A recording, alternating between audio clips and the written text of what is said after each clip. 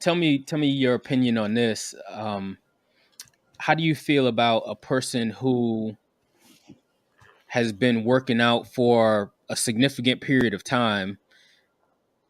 And I guess this question you can kind of spin it several different ways, but how do you Sure. get that person to understand the value of your expertise as a coach? You know, they want to come in, they want to lift what they're used to lifting incorrectly, and higher risk of injury or what have you. So, like, how do you get that particular person to understand that, hey, let me take you through my program, let me manage your stress in a way that, based on my experience, let's say, for example, I could see you having to back a person down to work on their form so that you could build them up to be stronger. And then, next thing you know, they're hitting new PRs and stuff. But how do you get that person to understand? Like, and to me, I guess it has to be like a trust relationship, or like, Mhm. how do you address that? Uh, Honestly, quite frankly, I don't address it at all.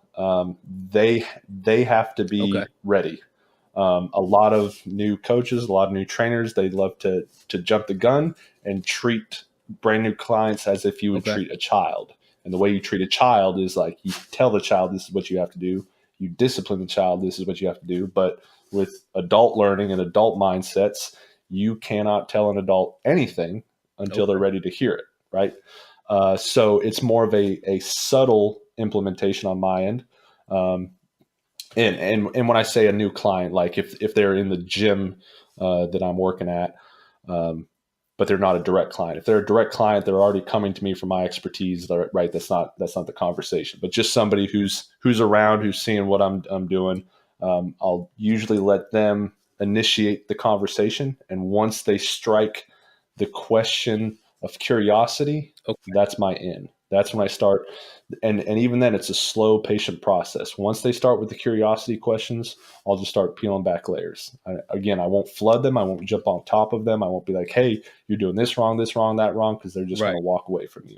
I just pull back one layer, and that first layer is just answering their question straightforward, their curiosity question. Hey, how are you getting these guys so strong? Oh, Right. I have a program, and I'm pretty good with my programming, and why don't you go talk to these other guys that know me a little bit, you know? And it's just a very Right. patient, Right. methodical process. And sometimes it takes a while, and other times people are super receptive and they jump on board and they get after it. Fortunately, it's an Right. exponential process. So the more clients I have uh, in the past and now and I'm sure in the future, it's uh, the process is quicker because there's a reputation behind not just my name, but everyone that's associated with my programming. You know, everyone's seeing the results, and it's just becomes a Right. quicker Right. buy-in. Right. Does that make sense? So it's definitely you got to be patient, and you don't want to smother them because you're going to put a lot of effort into somebody who potentially may have And zero that's return. kind of what I was leaning towards. I'm wondering. I know you've been doing this for a long time. How long have you been training clients? It's just over a Okay. decade All right. now. So, So I know, and of course, I know you have plenty of stories, plenty of success stories, plenty of lack of.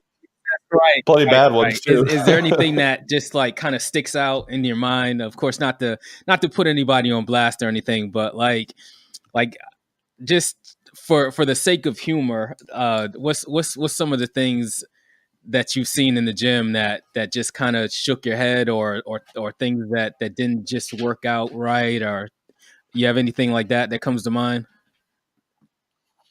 I mean, the typical stuff that you see. I'll put it this way, since it's just such a generalization. The stuff that you see on the Instagram fails Right, and the Facebook fails, right, that stuff is real, right? It's real, and everyone's like, how? Like, what was the mindset? Why? How did they get in this position? right, Nobody knows. That's why it happened. Like, we have no idea what led that person. You just gotta thank God that they didn't get hurt, or laugh at right, something that they right. did. That's awkward. Of course, we don't wish anyone got hurt, Yeah. but they were foolish enough to get caught on tape, and now they are the subject of all of our Sure. amusement. So Yeah, they're the lucky ones. There's a lot more of them. They just didn't get caught on tape.